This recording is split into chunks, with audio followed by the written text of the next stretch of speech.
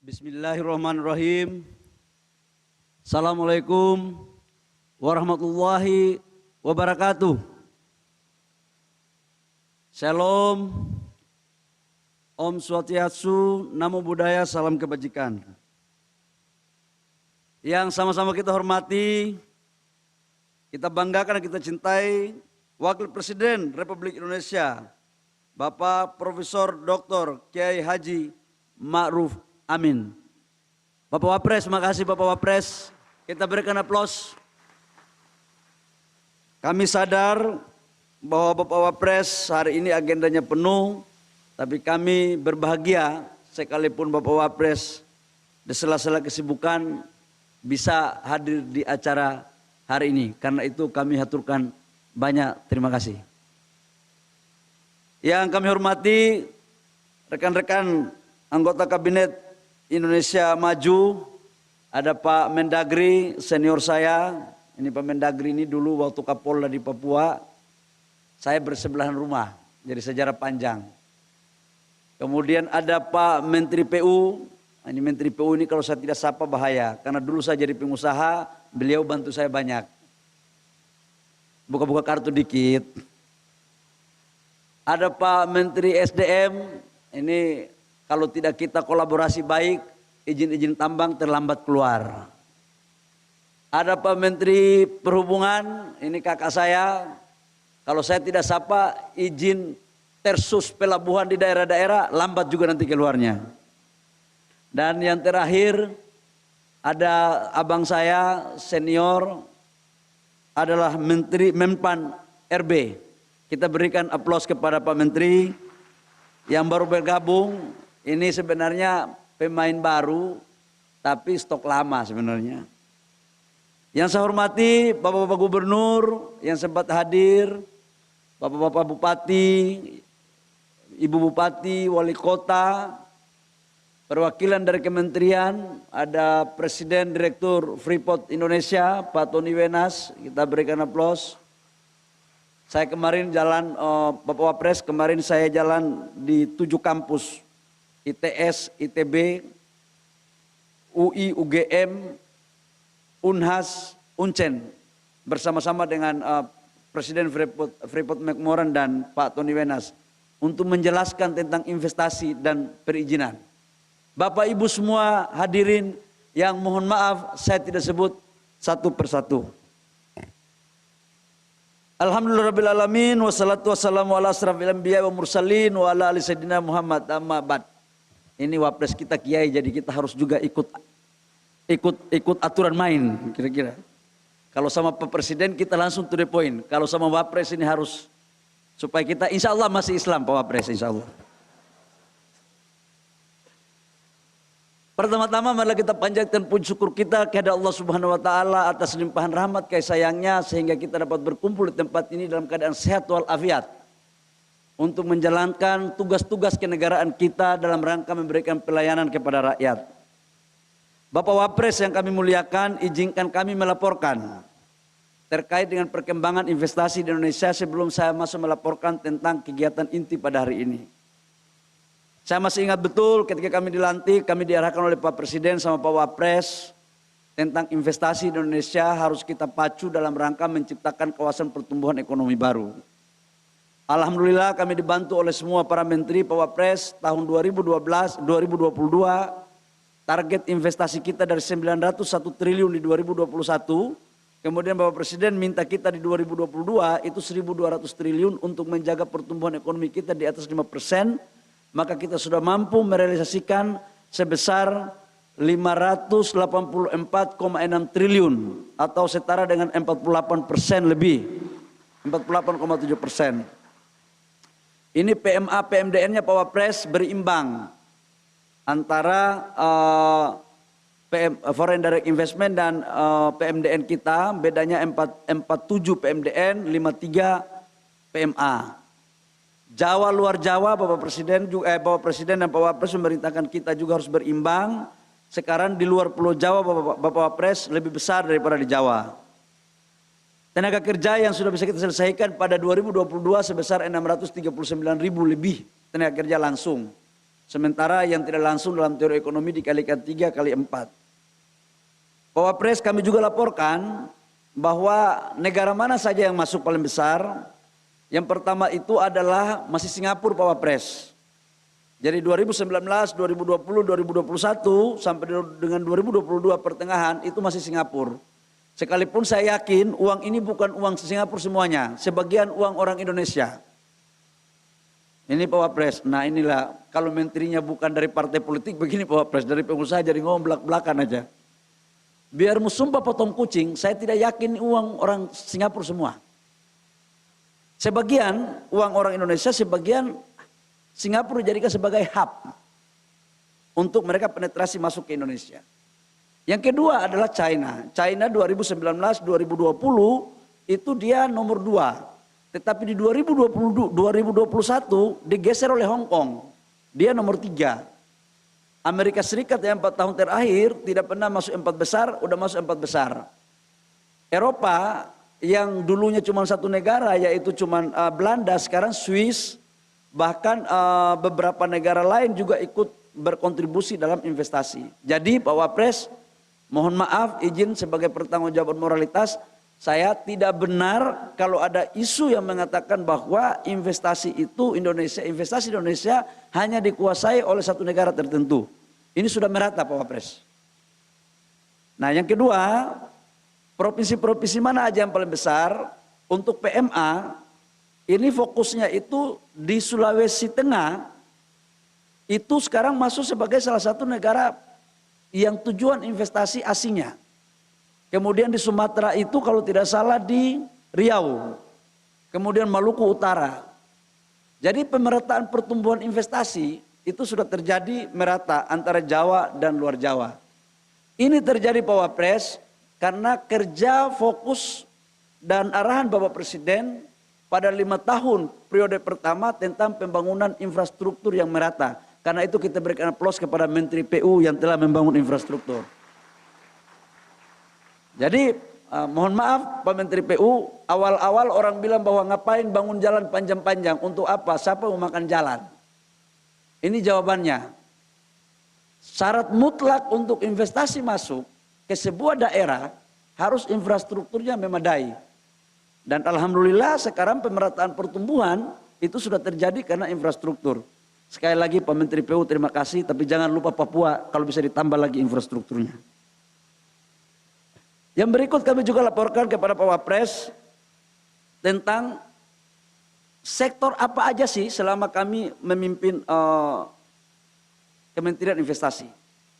Pak Wapres, kita sebelum tahun 2015, 2014, 2016 itu terjadi deindustrialisasi.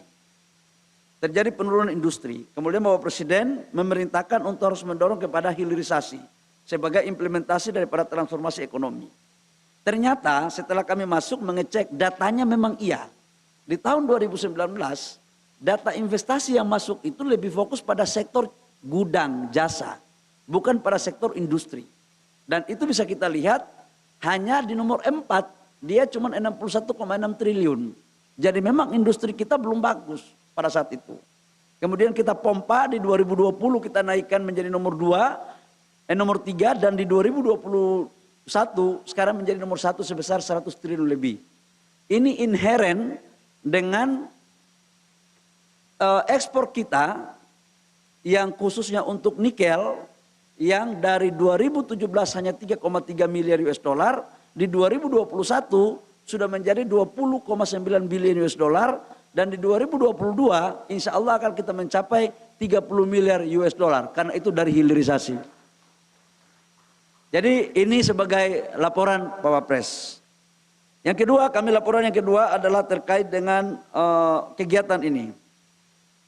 Kegiatan ini berdasarkan perintah dari Perpres 42 tahun 2020. Jadi Perpres ini mengamanahkan untuk menilai kinerja kementerian lembaga dan kepala daerah khususnya terkait dengan kecepatan pelayanan investasi. Kami izin melaporkan Bapak Wapres, tingkat kemudahan usaha kita atau IODB yang biasanya dikeluarkan oleh World Bank sudah 2 tahun terakhir tidak lagi dikeluarkan oleh World Bank. Karena ada dinamika di World Bank. Jadi kita pikir World Bank ini nggak bisa lagi aneh-aneh, ternyata ada aneh-anehnya juga. Jadi barang ini ternyata ini seperti hantu, dapat dirasakan nggak bisa dipegang, sampai juga itu barang di World Bank. Jadi ada beberapa negara yang mencoba untuk melakukan gerakan tambahan sehingga tidak objektif, maka kemudian diputuskan untuk dihentikan. Apa yang sekarang menjadi dasar penilaian untuk melihat kinerja kemudahan berinvestasi? Alhamdulillah kemarin ANTED ini adalah organisasi di bawah PBB, mengumumkan bahwa Indonesia di Asia Tenggara itu nilainya hanya 1 poin di bawah Singapura, Bapak Wapres. Jadi Singapura poinnya 19, Indonesia poinnya 18. Ini terjadi karena output dan implementasi daripada Undang-Undang Cipta Kerja. Apakah kita sudah baik? Saya yakin belum maksimal. Kita harus membutuhkan peningkatan kerja lagi.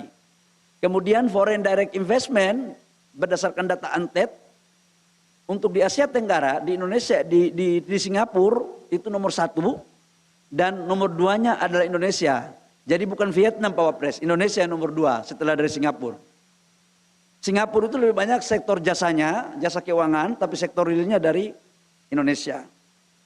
Yang kedua, seperti tadi penyampaian dari video, bahwa tim ini sangat independen. Ada KPK Pak. Jadi dan untuk lebih independen, Kementerian Investasi saya bilang jangan ikut dinilaikan. Karena saya takut begitu kalau dinilai kami juara 1 nanti dibilang tidak objektif. Jadi kami diskualifikasi Kementerian Investasi. Ini untuk menjaga independensi. Karena kalau tidak pasti panitia tertekan Pak Wapres.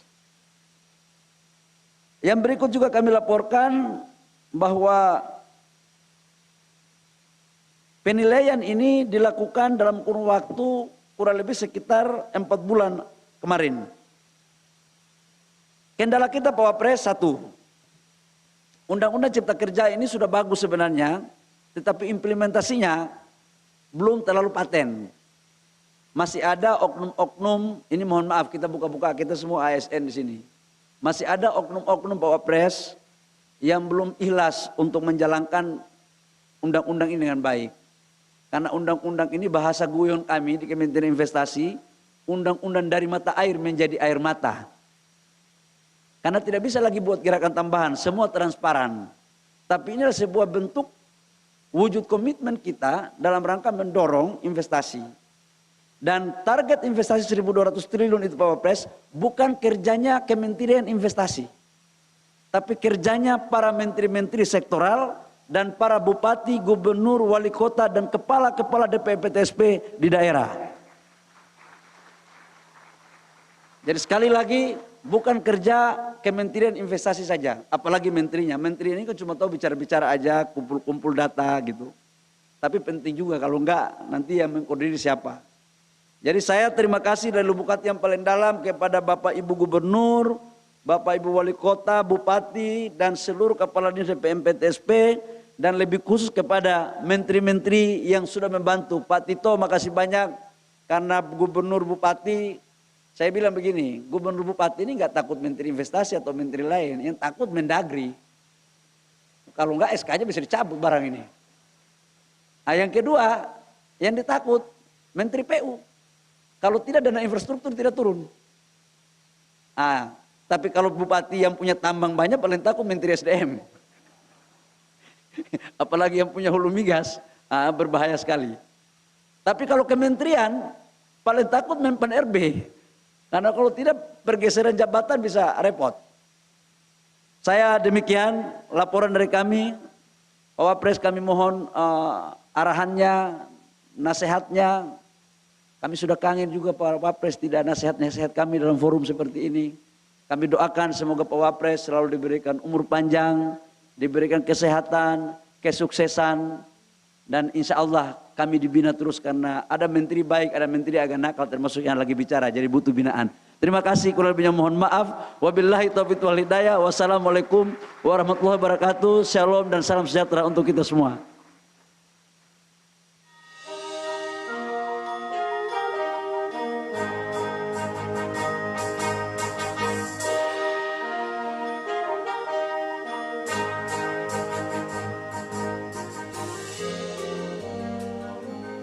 Hadirin yang kami hormati, tibalah kita pada inti dari Anugerah Layanan Investasi 2022, pemberian trofi penganugerahan kepada para pemberi layanan investasi terbaik tahun ini. Anugerah Layanan Investasi 2022, kategori penghargaan khusus kawasan Timur Indonesia. Anugerah Layanan Investasi 2022, penghargaan khusus kawasan Timur Indonesia. Pemerintah Kota Kupang. Pemerintah Kabupaten Biak Numfor. Pemerintah Provinsi Maluku Utara.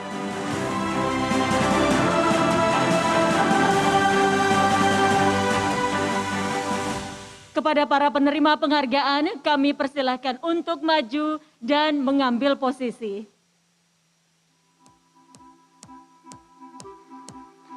Selanjutnya, Anugerah Layanan Investasi 2022, kategori Provinsi. Anugerah Layanan Investasi 2022 kategori Provinsi. Nominenya adalah Pemerintah Provinsi Banten, Pemerintah Provinsi Bengkulu, Pemerintah Provinsi Daerah Istimewa Yogyakarta, Pemerintah Provinsi Gorontalo, Pemerintah Provinsi Jawa Tengah, Pemerintah Provinsi Kalimantan Barat, Pemerintah Provinsi Sulawesi Tengah, Pemerintah Provinsi Sumatera Selatan,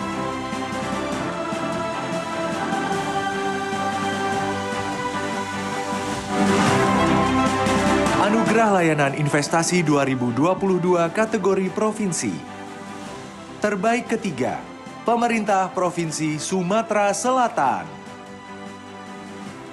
Terbaik kedua, Pemerintah Provinsi Sulawesi Tengah. Terbaik pertama, Pemerintah Provinsi Jawa Tengah.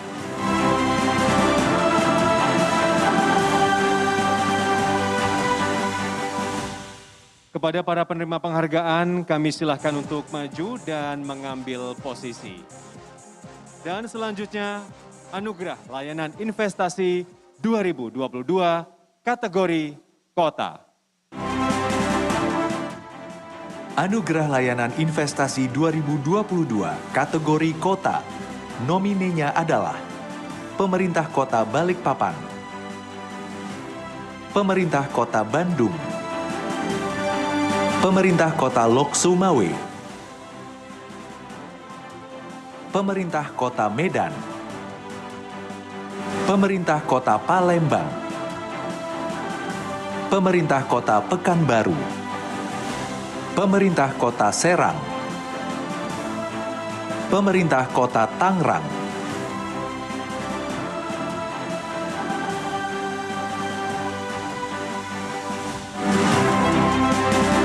Anugerah Layanan Investasi 2022 kategori Kota. Terbaik ketiga, Pemerintah Kota Bandung. Terbaik kedua, Pemerintah Kota Medan. Terbaik pertama, Pemerintah Kota Tangerang.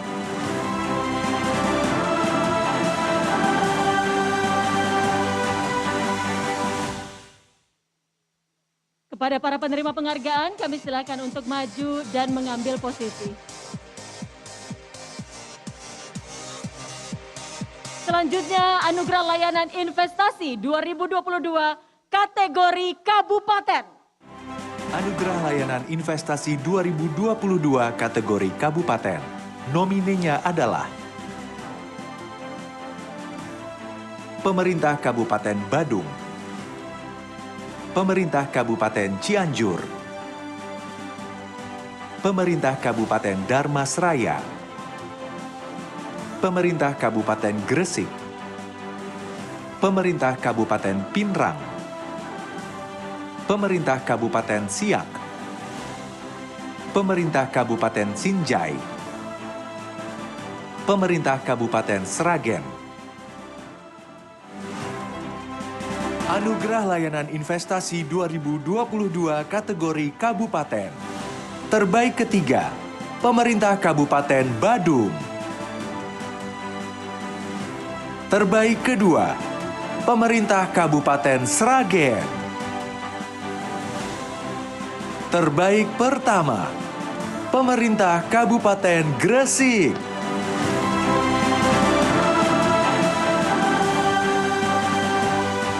Kepada para penerima penghargaan, kami silakan untuk maju dan mengambil posisi.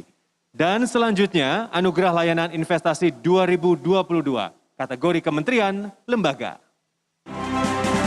Anugerah Layanan Investasi 2022 kategori Kementerian Lembaga.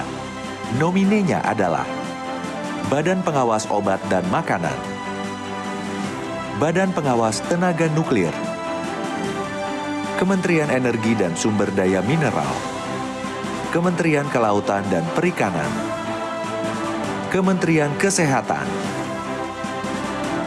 Kementerian Lingkungan Hidup dan Kehutanan, Kementerian Pekerjaan Umum dan Perumahan Rakyat, Kementerian Perhubungan.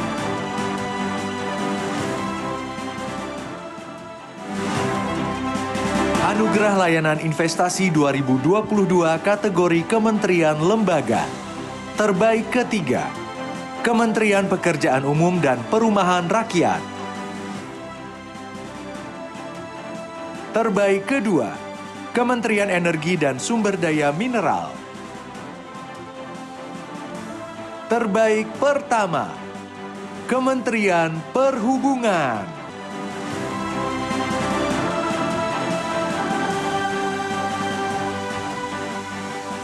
Kepada para penerima penghargaan, kami silakan untuk maju dan mengambil posisi.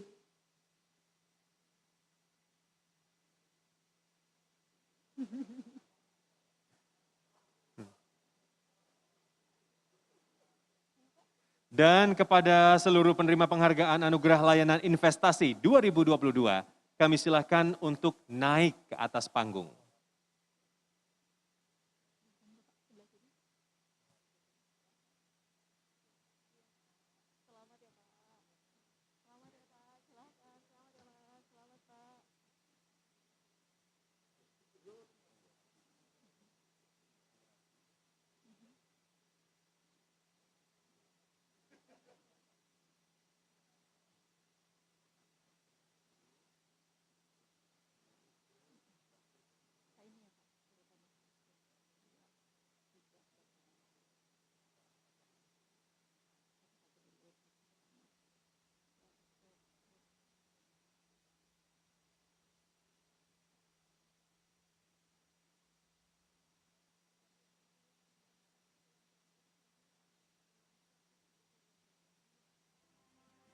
Anugerah Layanan Investasi 2022 kategori Kementerian Lembaga.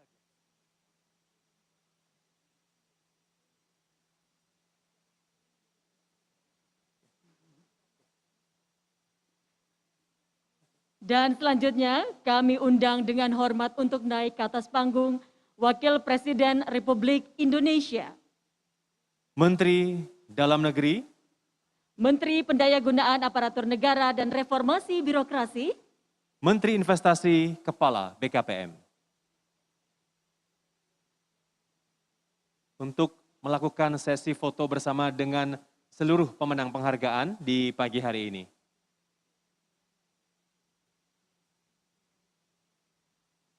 Sebelum kita foto bersama, kami mengajak para penerima penghargaan untuk mengangkat trofi. Kita akan melakukan 2 kali sesi foto. Boleh diangkat bersama-sama trofinya, Bapak. Ya, kita akan melakukan sesi foto sebanyak 2 kali dan kita akan menghitung mundur. 3, 2, 1. Baik, sekali lagi. 3, 2, 1.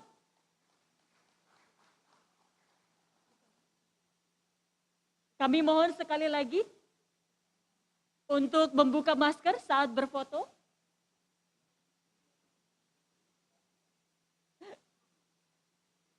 Baik, kita hitung mundur. 3, 2, 1. Sekali lagi, 3, 2, 1. Kepada Bapak Wakil Presiden kami mohon berkenan untuk tetap berada di atas panggung, dan kepada para menteri serta para penerima penghargaan kami silahkan untuk kembali ke tempat duduk.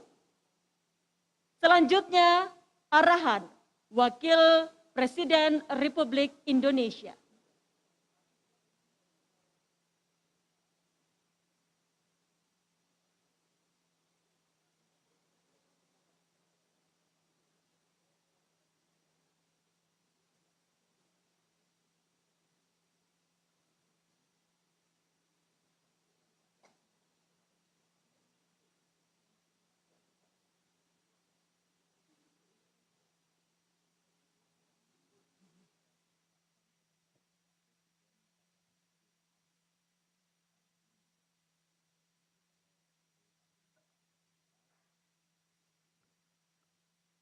Assalamualaikum warahmatullahi wabarakatuh. Salam sejahtera bagi kita semua. Bismillahirrahmanirrahim. Yang saya hormati para Menteri Kabinet Indonesia Maju, para Gubernur, Bupati, dan Wali Kota, Bapak Ibu Administrator di kawasan ekonomi khusus dan kawasan perdagangan bebas dan pelabuhan bebas, para tamu undangan, hadirin yang berbahagia.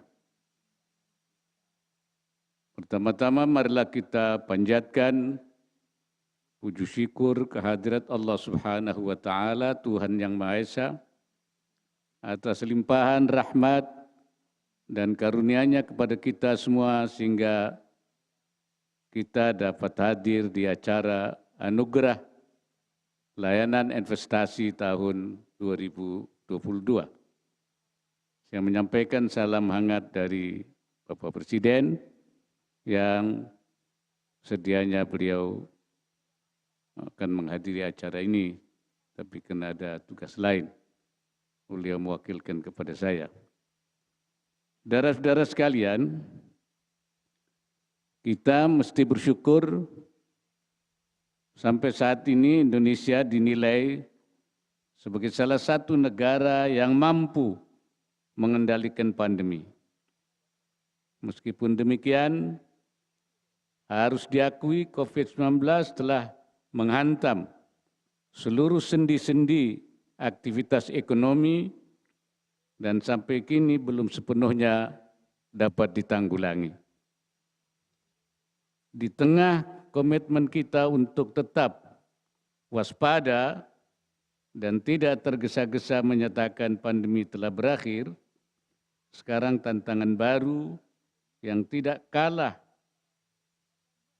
pelik sudah menghadang di depan mata. Tahun 2023 diprediksi akan menjadi tahun yang sulit bagi perekonomian global.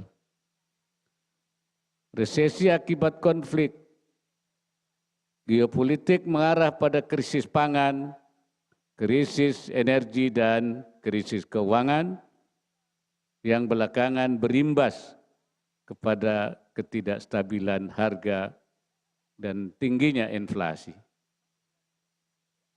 Mencermati keadaan yang cukup berat tersebut, kita harus optimis mampu melewati krisis yang telah dan sedang menanti di tahun-tahun mendatang. Optimisme ini perlu dibarengi dengan kerja keras, terutama memastikan terjaganya stabilitas ekonomi dan politik. Kestabilan ekonomi dan politik merupakan kunci keberlanjutan investasi.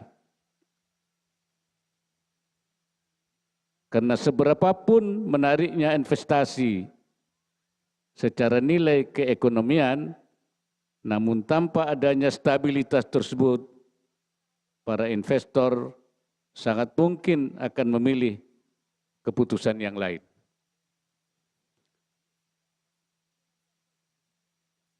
Stabilitas dalam konteks penanaman modal atau investasi lebih dari sekadar terjaganya kondisi makroekonomi dan kepastian hukum. Unsur-unsur lain yang tak kalah substansinya ialah kejelasan regulasi, kelembagaan, kepastian, ketersediaan lahan, kesiapan infrastruktur, koordinasi pusat daerah, kapasitas SDM, serta peran sektor bisnis. Unsur-unsur inilah yang selama ini kerap menjadi keluhan para investor.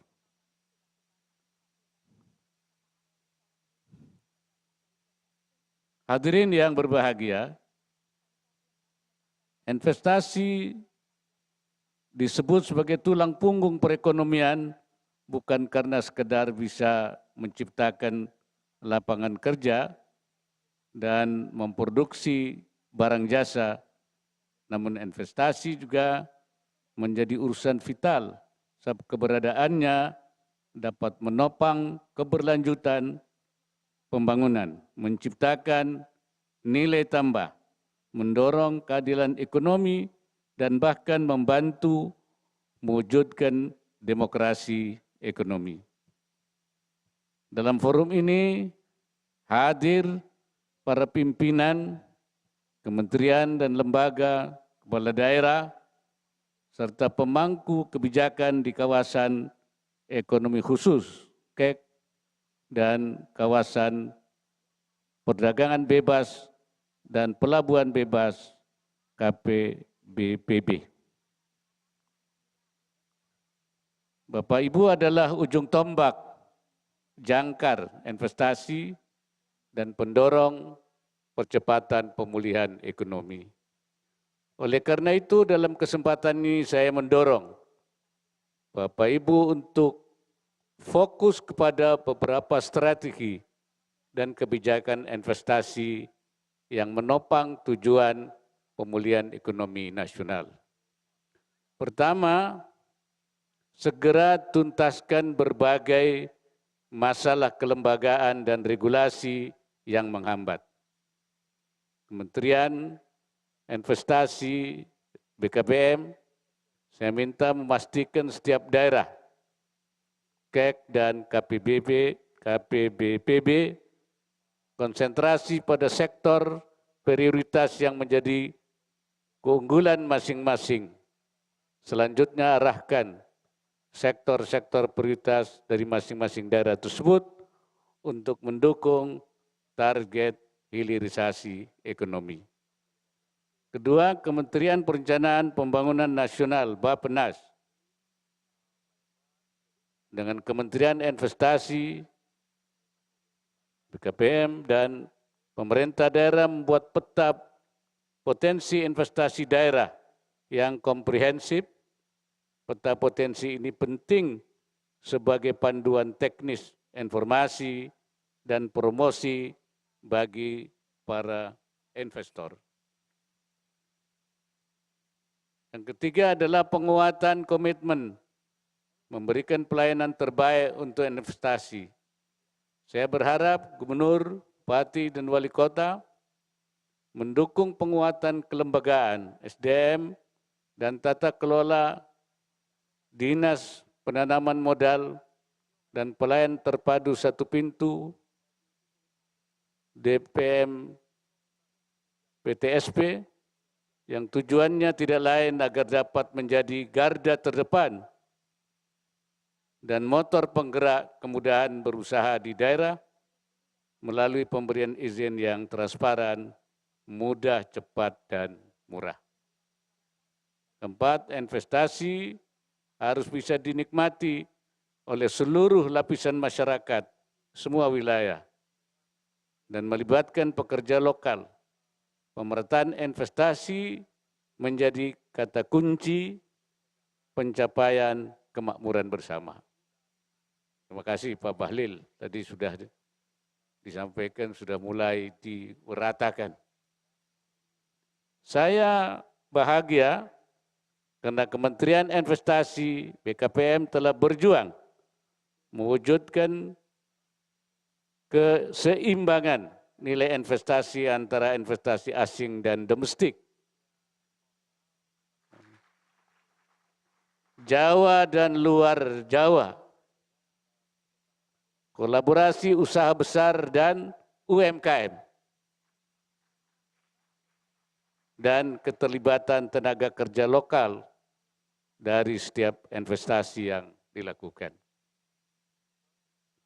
Dengan demikian investasi menjadi bagian pokok dari perjuangan keadilan sosial. Hadirin yang berbahagia, pada kesempatan yang baik ini saya juga menyampaikan selamat kepada para pemenang penghargaan anugerah layanan investasi tahun 2022. Saya meyakini apa yang telah Bapak Ibu lakukan akan menjadi inspirasi dan acuan bagi kementerian dan lembaga dan Pemda lainnya untuk lekas berbenah memberikan layanan investasi yang terbaik. Saya juga berharap melalui acara anugerah layanan investasi ini, seluruh pemangku kepentingan dapat melakukan tukar-menukar solusi atas berbagai permasalahan pelayanan dan juga kemudahan investasi. Harapannya semua pihak dapat saling belajar dan mengambil praktek-praktek terbaik yang semakin efisien dan akuntabel. Akhirnya, dengan mengucapkan Bismillahirrahmanirrahim, anugerah layanan investasi tahun 2022 secara resmi saya nyatakan dibuka.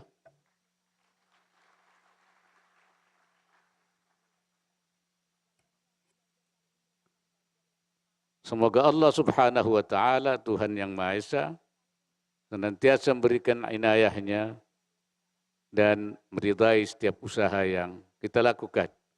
Wallahul muwaffiq ila aqwamit thariq. Wassalamualaikum warahmatullahi wabarakatuh.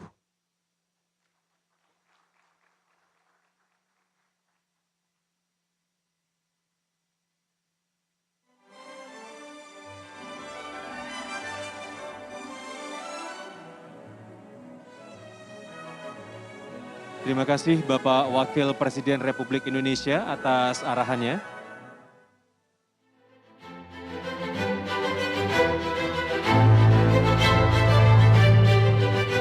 Presiden Joko Widodo menargetkan realisasi investasi sebesar 1.200 triliun pada tahun 2022.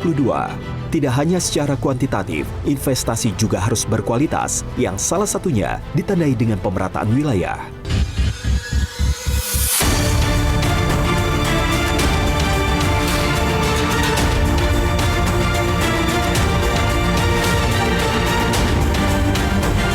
Pertumbuhan investasi juga meningkat tajam, di mana saat ini 52%-nya sudah berada di luar Pulau Jawa. Artinya ekonomi kita bukan hanya tumbuh pesat, tetapi juga tumbuh merata menuju pembangunan yang Indonesia sentris.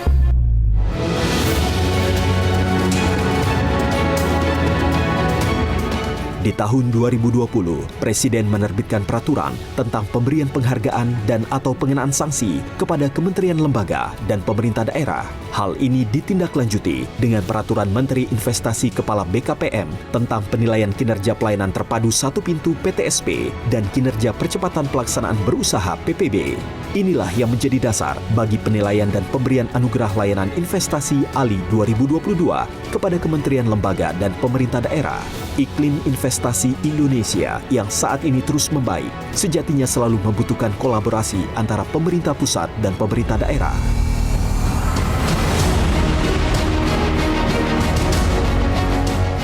kebijakan negara, kebijakan pemerintah dalam meramu strategi investasi ini under track. Pertumbuhan kita sangat bagus, inflasi kita juga sekalipun ada kenaikan tapi kita jaga. Kepemimpinan presiden yang kuat di kondisi seperti sekarang, hampir semua dunia pertarungannya pertarungan leadership yang dilakukan oleh para pemimpin dunia dalam mengelola negaranya.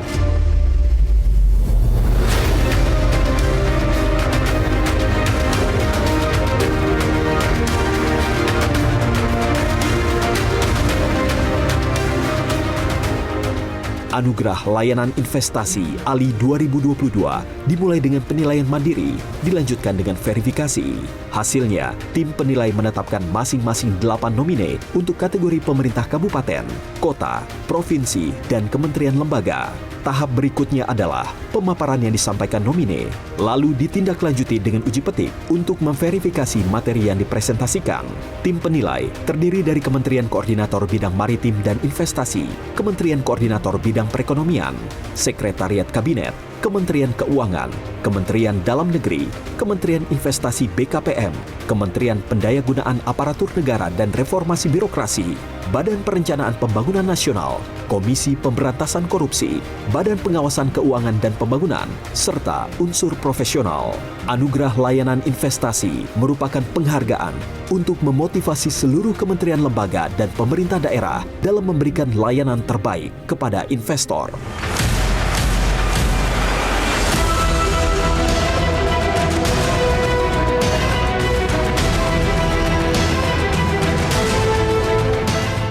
Belum tentu kita layani dengan baik, itu investor akan datang. Apalagi tidak dilayani. Oleh sebab itu, pola-pola lama, hal-hal yang jadul itu semua harus mulai kita tinggalkan. Berikan pelayanan yang terbaik, baik itu investor kecil, investor yang sedang juga layani dengan baik, investor yang gede juga layani dengan baik. Oleh sebab itu, yang bisa meningkatkan pertumbuhan ekonomi, investasi, dan ekspor.